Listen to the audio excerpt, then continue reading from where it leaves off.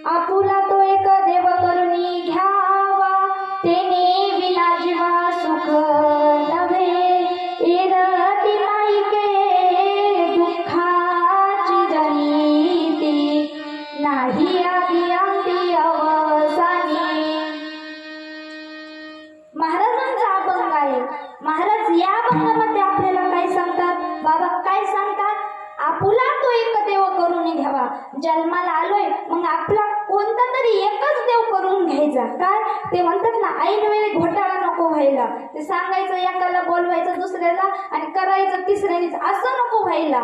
पण ते आपल्या बाबतीत असं घडू नये म्हणून जगद्गुरु तुकोबराय आम्हाला उपदेश करतात. तुम्हालाच का करतात? बाबा प्रश्न पडेल एखाद्याला, जगद्गुरु तुकोबराय असतील, अनेक संत असतील, मग ते आम्हालाच का उपदेश करतात की बाबा नो परमार्थ करा, नामस्मरण करा.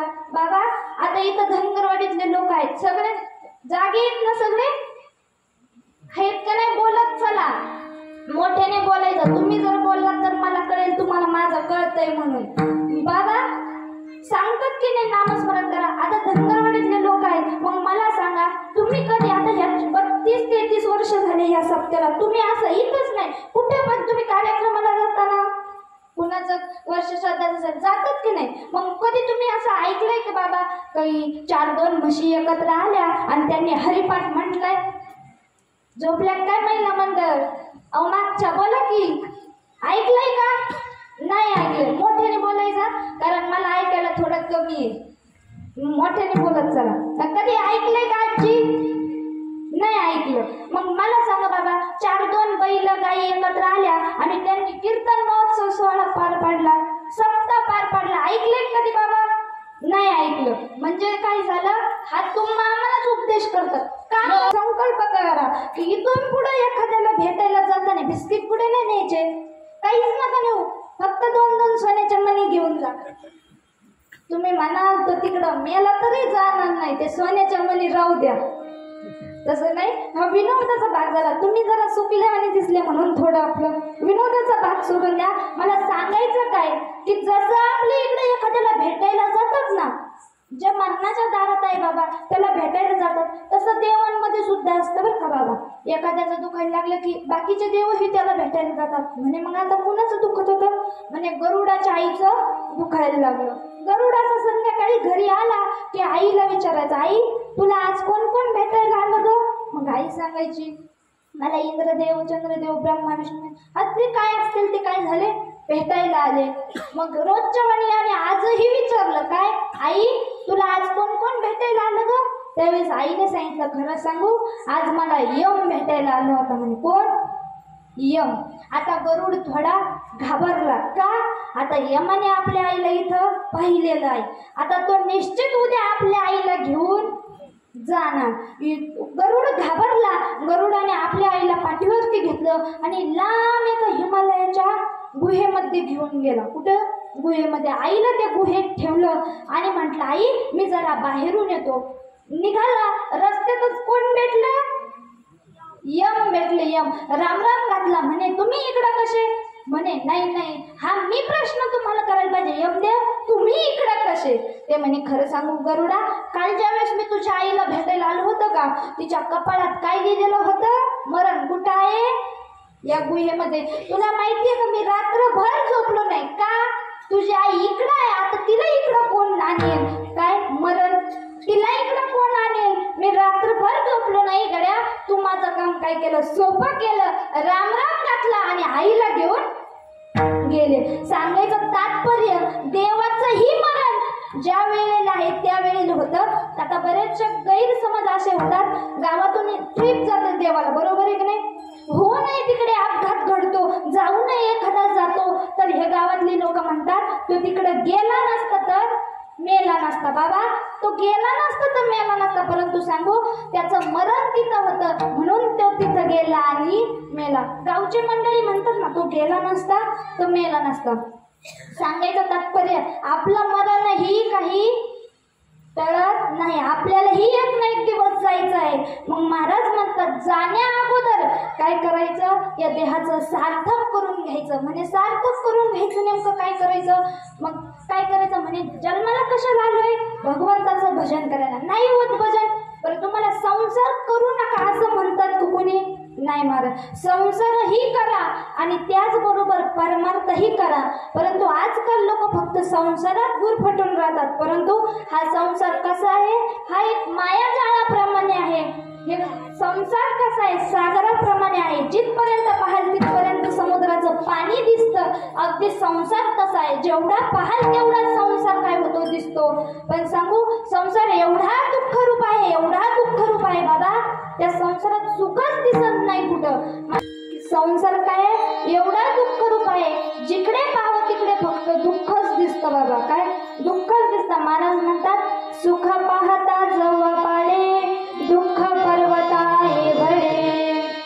अगदी सुख बघायला गेलं तर जवसा एवढा आहे आणि दुःख बघितलं तर डोंगा एवढा आहे. पण संसारिक माणसाचं मन उलट झालेलं आहे.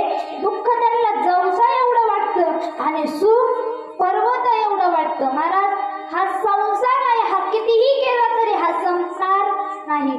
संसार कधीच संपत नाही. संसार करणारा एक दिवस संपतो. म्हणजे ते तुम्ही आम्ही. संसार कधी संपतो बाबा? नाही संपत. आपण करणारे संपतो, पण संसार संपत नाही. महाराज म्हणतात ना, अरे संसार संसार जसा तवा चुल्यावर, आधी हाताला चटके मग मिळते भाकर. अरे संसार संसार जसं कप बशीचं घर, बशी बसे जागेवर कप हिंडे दारोदार. अरे संसार संसार, हा संसार आहे महाराज. यात कितीही केलं तरी सुखाची अपेक्षा करता येत नाही. बघा, एका गावामध्ये पाण्याची टंचाई होती बाबा, पाण्याची. उन्हाळ्याचे दिवस होते. त्या गावच्या सरपंचाने काय केलं? पाण्याचा काय हापशा घ्यायचा ठरवला. हापशा कळतो ना? कारण गाव बदललं की भाषा बदलत असते. हापशा कळतो ना तुम्हाला? हापशा घ्यायचा ठरवला. त्या गावचं भाग्य चांगला मुहूर्त पाहून काय केलं? त्या हापशा काय घेतला. गावचं भाग्य की एवढं पाणी लागलं, एवढं पाणी लागलं, पण त्याच गावचं दुर्भाग्य, ते सगळं पाणी खारटच लागलं महाराज. मग त्या गावच्या सरपंचाने खूप प्रयत्न केले, काय ते पाणी गोड करण्याचं, पण ते पाणी काय शेवटी गोड झालं नाही. मग लोकांनी काय केलं? त्याचं सांडपाणी म्हणून काय केलं? पाण्याचा वापर चालू केला. उन्हाळ्याचे दिवस होते. एक वाटसरू त्या रस्त्याने चालला होता. वाटसरू चालला होता. त्याला तहान लागली. त्याने पाहिलं समोर काय दिसतंय? पाण्याचा हापशा. तो हापशापर्यंत आला आणि त्या हापशाचा हापशा हापसू लागला. कशा करता? पाणी पिण्यासाठी. पण त्या गावातल्या एक माणसाने बघितलं, एका माणसाने पाहिलं आणि त्याला म्हटले, अहो काका, हे पाणी हापसू नका. का? कारण हे पाणी पिण्यायोग्य नाही. हे पाणी कसं आहे? खारट आहे. तो वाटसरू त्या व्यक्तीला म्हटला, काका, तुम्ही सांगितलं, हे तुमचे उपकार, हा तुमचा मोठेपणा की तुम्ही मला सांगताय हे पाणी कसं आहे? पिण्यायोग्य नाही. परंतु मी याच्या 25-30 घागरी पाणी काय करेल? खाली ओतून देईल. मग शेवटी मुळातून कसं पाणी येईल? गोड पाणी येईल. आता मला सांगा, हाच काय? याचा बाप जरी 25-30 काय 50 घागरी ओतू द्या, जे पाणी मुळातच खारट आहे ते कधी गोड होईल का? नाही. अगदी संसार कसा आहे? यात किती तुम्ही सुखाची अपेक्षा करा, यात सुख आहे का? कारण हा संसार मुळातच दुःखरूप आहे. प्रमाण झालं.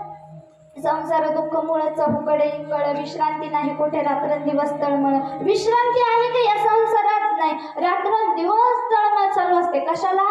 संसारासाठी, आपल्या मुलाबाळासाठी. परंतु यात काय सुख आहे का? हे कसं आहे? हा संसार दुःखरूप आहे. यात सुखाची अपेक्षा करता येत नाही. मग महाराज म्हणतात, या संसारात राहून आपण जर परमार्थ केला तर आपल्याला काय होईल? नक्कीच एक ना एक दिवस सुख प्राप्त होईल. कारण आपण या संसारात राहून आपणच दुःखाला आपल्या हाताने आमंत्रित करतो आणि दुःखाला कारण करून घेतो. मग अंतकाळी त्याचाच आपल्याला खूप त्रास होतो. म्हणून महाराज अभंगाच्या दुसऱ्या चरणात सांगतात, भजन हे याच देहात घडतं. या देहात का घडतं बाबा? म्हणे काय घडतं? म्हणे माणसं आहेत, 2 हात आहेत, तोंड आहे बोलायला, असं आहे का? नाही म्हणे. मग पाप पुण्य हे तुम्हा आम्हाला कळतं, बरोबर की नाही? पाप पुण्य म्हशी गाई यांना कळेल का? आणि यांना जर कळत असतं बाबा तर आज तुमच्या जागेवर ते इथं असते माझ्या कीर्तनाला, बरोबर की नाही? ते असते म्हणून त्यांना उपदेश नाही करत. संत लोक काय करतात? आपल्याला उपदेश करतात, कारण पाप पुण्य हे तुम्हा आम्हाला कळतो. आता बाबा काही वर्ग पडतात, वर्ग कसे? पहिला वर्ग ज्यांना हा देह मिळालाही नाही आणि कळालाही नाही, ते कोण? म्हणे पशु पक्षी. त्यांना देह मिळाला का? नाही. त्यांना पाप पुण्य कळतं का? नाही. म्हणे मग पशु काय पाप पुण्य जाणती, उत्तम मध्यम भोग भोगिती. ते त्यांना भोग आलेले भोगतात फक्त, त्यांना पाप पुण्य कळतं का? तर नाही. म्हणे मग दुसरा वर्ग असा आहे ज्यांना देह मिळाला नाही परंतु कळाला, ते कोण? स्वर्गातले देव.